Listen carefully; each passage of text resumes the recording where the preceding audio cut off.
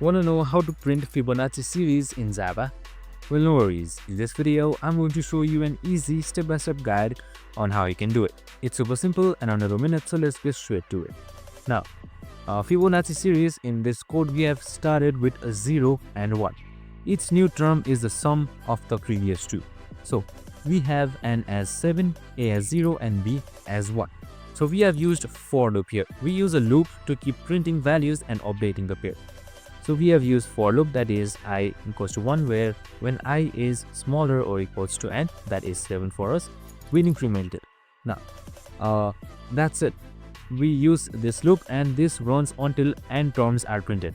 Clean and beginner friendly. So you can just simply try it out yourself, and I'm going to run and show you the results on how it works. And there you go.